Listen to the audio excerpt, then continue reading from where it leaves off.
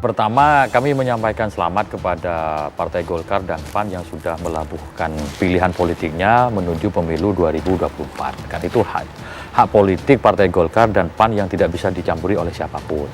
Kemudian, kalau mereka berkumpul menjadi koalisi besar, yaitu sebuah keniscayaan. Dalam politik itu, apalagi pemilihan pilkada, kepala daerah, ataupun pemilu presiden, itu yang penting adalah persyaratan untuk bisa lolos threshold. Karena nanti yang menentukan bukan partai politik lagi, tetapi yang menentukan adalah rakyat secara langsung. PAN ini merupakan satu-satunya partai yang ada di dalam koalisi Pak Prabowo saat ini yang sudah 3 kali mendukung Pak Prabowo. Pemilu Pilpres 2014, 2019, dan insya Allah 2024 yang akan datang.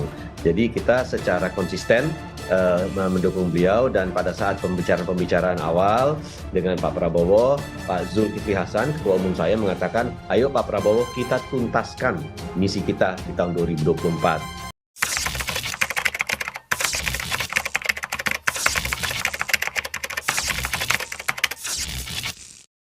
Jadi ketika nanti masuk kontestasi, apakah itu partai berkoalisi partai besar ataupun koalisi kecil, koalisi menengah, yang terpenting itu sudah bisa lolos ke kontestasi gitu. Karena dalam politik itu persaingan sebuah keniscayaan. Di 2014 ketika Pak Jokowi maju pertama kali itu sama kan, head to headnya koalisi besar dengan koalisi yang lebih kecil. Tetapi ya Pak Jokowi menangkan kontestasi karena tadi kembali kepada pilihan dari masyarakat. Partai politik, mohon maaf, besar dan kecilnya tadi itu hanya dalam konteks untuk memenuhi syarat threshold. Selanjutnya ya terserah dari pasangan capres dan juga tim kampanye itu untuk bisa merebut dan meyakinkan hati masyarakat.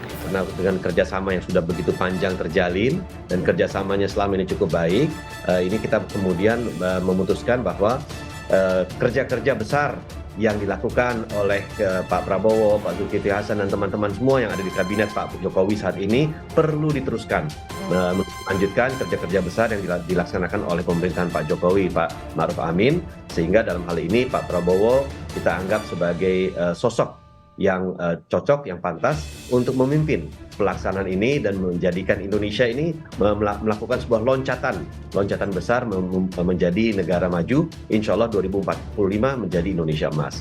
Dan ini merupakan sesuatu yang biasa dalam politik gitu. Ya kalau hitung-hitungan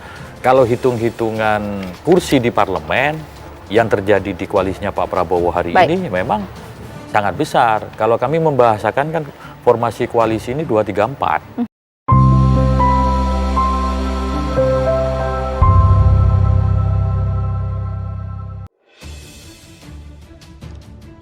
Bersedia masuk Kabinet Indonesia Maju, bukti Prabowo Subianto, sosok capres besar hati.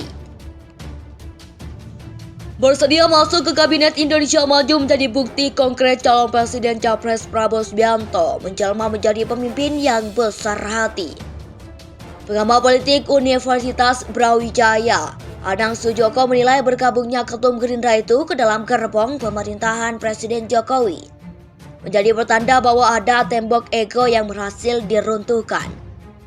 Ketika Prabowo menyatakan bersedia masuk pun itu juga ada tembok ego yang mampu diruntuhkan oleh sosok Prabowo, kata Anang dalam keterangannya Jumat 18 Agustus 2023. Masuknya Prabowo menjadi Menteri Pertahanan di Kabinet Indonesia Maju periode 2019 sampai 2024 memang mengejutkan banyak pihak. Hal itu jelas memancing berbagai macam reaksi dari publik. Utamanya reaksi yang timbul ke permukaan yaitu menunjukkan capres Koalisi Kebangkitan Indonesia Raya (KKIR) adalah sosok yang besar hati. Tak hanya itu, selepas masuk di Kabinet Indonesia Maju, Prabowo membuktikan diri sebagai menteri terbaik yang dimiliki oleh Presiden Jokowi. Terbaru, Prabowo berhasil mendatangkan alutsista modern yang merupakan hasil kerjasama dengan pemerintah Federasi Jerman. Melihat transformasi dan kerja nyata Prabowo tersebut, Anang yakin saat ini Prabowo merupakan sosok besar hati dan juga bisa menerima berbagai macam perbedaan. Ketika Prabowo sudah masuk kepada Kabinet Jokowi, itu artinya bahwa Prabowo bisa menempatkan atau bisa memposisikan dirinya dengan melihat konteks dan situasi pada saat itu, terang Anang. Sehingga kalau kita melihat bagaimana sosok Prabowo yang memang itu menjadi sebuah kelebihan dari sosok Prabowo yang kemudian bisa menjadi indikator bahwa dia memang memiliki sebuah karakter yang bisa menerima perbedaan-perbedaan itu tandasnya.